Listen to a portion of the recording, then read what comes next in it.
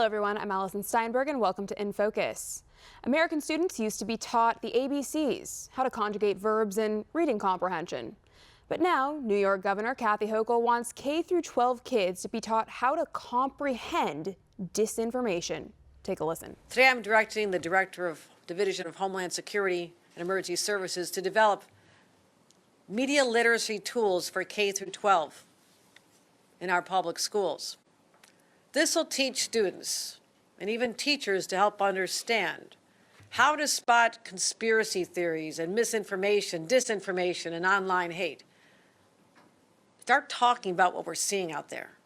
Give the teachers the tools they need to help these conversations in school.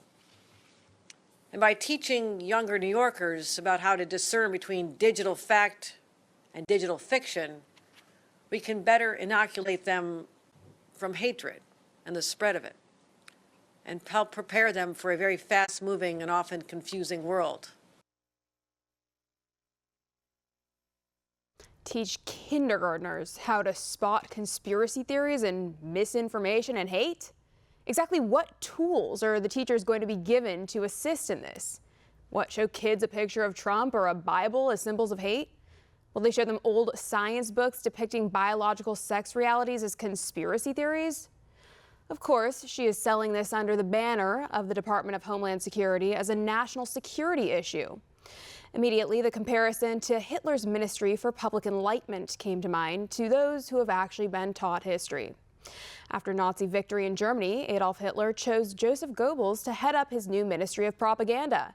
And it, too, was couched as a national defense issue, stating, quote, "The ministry has the task of carrying out an intellectual mobilization in Germany.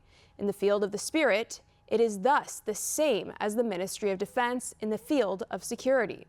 Spiritual mobilization is just as necessary, perhaps even more necessary, than making the people materially able to defend themselves."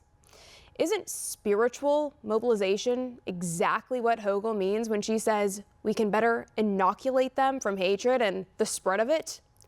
Inoculation of all Americans against truth, individual beliefs, and even the ability to think for ourselves is the goal of the left, who are using every tool they have to gain control over our bodies, minds, and spirits. Like Goebbels, this mission is not just to promote public enlightenment in schools, but through media, entertainment, and every aspect of our lives, really. This is not a new tactic. It's not progressive, unless you realize that these tactics are part of a global movement to progress us into a global government system of control. Here to discuss is Seamus Bruner, Director of Research at the Government Accountability Institute and author of the new book, Controligarchs, Exposing the Billionaire Class, Their Secret Deals, and the Globalist Plot to Dominate Your Life. Seamus, thanks so much for being with us today. It's a pleasure to have you. Yeah, it's great to be with you. Well, before they can control, they have to indoctrinate, and this is not new and historically quite effective, not just in Germany, of course, but isn't this the blueprint for the globalists? Yes, it 100% is. And Hochul, I mean, it's Orwellian. Clearly, it's being done under the banner of like providing homeland security. That's how they always use, that's the tactic they always use to put in systems like this. But it's also enriching for organizations and corporations like those owned by the big tech companies. I mean, the censorship industry is booming. It's an $11 billion industry and growing. So the pandemic showed, with the disinformation and the fact checking and, the censorship that came with all of that, how much power that these corporations can get from it and how much control we're losing over our ability to share the truth. Absolutely. You mentioned COVID as being sort of the introduction or, the taste test for what's to come. I think everyone ultimately expected vaccine passports to sort of be what ushered in the social credit scores. But do you think it's possible now AI might actually be the tool used for this, seeing the rapid developments there? Yeah, 100%. At least according to Sam Altman, the OpenAI chief executive, then fired and now back at OpenAI. Microsoft is OpenAI's biggest investor. It's the maker of ChatGPT. Sam Altman has written this manifesto about how AI will replace your jobs, many of your jobs, 40% up to 80% of the workforce can be done by AI and robots. I mean, 80% sounds extreme, but it's definitely not going to be zero. And what's going to come from that? Universal basic income, according to Sam Altman. He says that in order to get your universal basic income, once the AI or robot has taken your job, you'll need a digital ID. And so that's really where the information control is heading, is these big tech corporations, they're kind of drunk with power on their censorship abilities, and now they want to control every facet of your life. Yeah, I totally agree with you, and I think that is becoming abundantly clear as we progress here. Since you mentioned Sam Altman, last Friday, he actually was fired for not being openly candid, but was then hired by none other than Microsoft. Seamus, is there any candor with AI, and what are the implications of his new gig over at Microsoft? Well, and the whole open AI structure, no, there's no candor. That's why the board fired him. Now they've apparently today rehired him, but he's still involved with Microsoft. There's this crony relationship between OpenAI and Microsoft. I mean, it started as a nonprofit getting tax exempt resources to build this AI, which they're working towards something called artificial general intelligence, which is something that is going to replace your job, where many jobs are kind of monotonous tasks that the artificial intelligence softwares like ChatGPT could do. I mean, it will replace a lot of journalists' jobs. There will be no need for people making graphic design. A lot of video production type jobs are under threat. And so once those jobs are eliminated, I mean, yeah, you'll have to adapt. Maybe you can learn how to program the AI, but that'll take time for you to learn that new skill.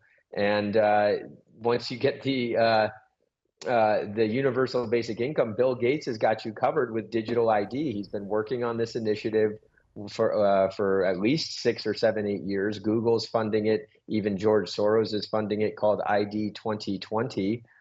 Just 2 weeks ago, the United Nations partnered with the Bill and Melinda Gates Foundation, stating that they will be rolling out digital ID in 50 countries within 5 years. I mean, it's right around the corner. And a lot of countries are already adopting this digital ID thing. And so effectively, a digital ID, it's going to be billed as convenience. Usually they use either security, safety, or convenience as the thin edge of the wedge.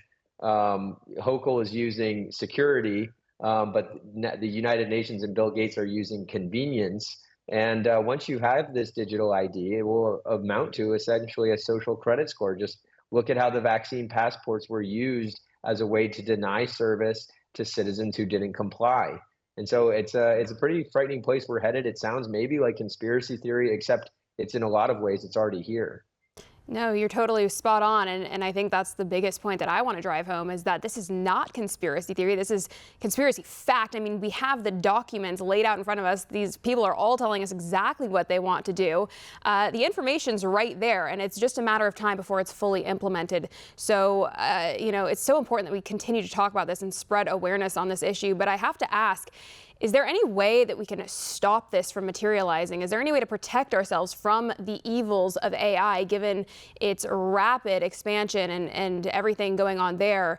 I mean, it seems like we're already sort of at this point of no return. Is that true, or can we stop this?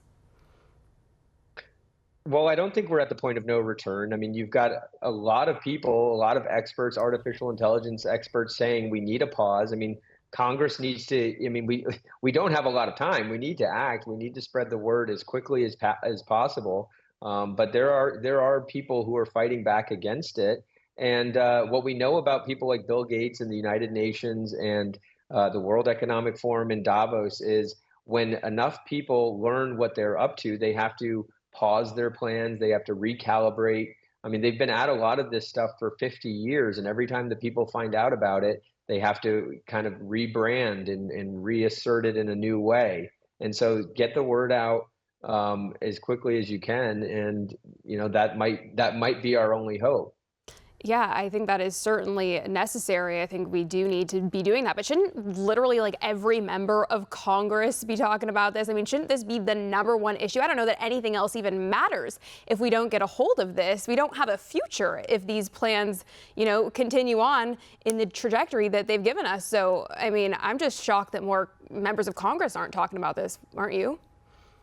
Absolutely, absolutely. I mean, it's the #1 issue. It's potentially, according to people like Sam Altman, it could be an existential threat, and yet they're full speed ahead. So, yeah, it needs to be much more in focus, much more of a priority of Congress. Much more in focus indeed, no pun intended. Well, one congressman that is working hard for the American people is Congressman Andy Biggs. He's the chairman of the subcommittee on crime and federal government surveillance, and he's raising concerns about the secret program known as Hemisphere that actually uses data provided by AT&T and is allowing the government to target any calls on its infrastructure without probable cause. That a crime has been committed. So that would be, I believe, a violation of the Fourth Amendment. But what are your thoughts on this program, and how might this ultimately fit into the control-oligarchs' plans? Yeah, absolutely. I wrote a book called Compromised: How Money and Politics Drive FBI Corruption, and it covered FISA extensively. It covered the crony relationships between the IT companies like AT&T, and how all of the people at the FBI go through the revolving door and they end up working for big tech companies. This is, frankly terrifying. A program like Hemisphere, of course they're using it. Of course they use things like the Foreign Intelligence Surveillance Act to get around the Fourth Amendment, and it absolutely needs reform. FISA needs reform, and the DOJ and FBI need to be investigated for their revolving door crony relationships with companies like AT&T. Absolutely, they do indeed. Well, Seamus, we're all out of time for today, but thank you so much for joining us and weighing in. Where can people go to find your new book? Well, you can avoid going to Amazon and giving Jeff Bezos money by going to controloligarchsbook.com. That's controloligarchsbook.com. Well, thank you so much again. I really look forward to reading it and look forward to having you back again soon. Thanks so much. Take care. For all our viewers asking where One America News is heading in the future, we would like to introduce you to OAN Live. OAN Live is the best way to stay up to date on all of the hard-hitting, straight-shooting, national and international headlines. And the best part is, OAN Live is only $4.99 per month. All the credible, honest, unbiased reporting One America News offers at a fraction of the cost of cable. Just go to OANN.com to easily sign up for OAN Live and stay informed.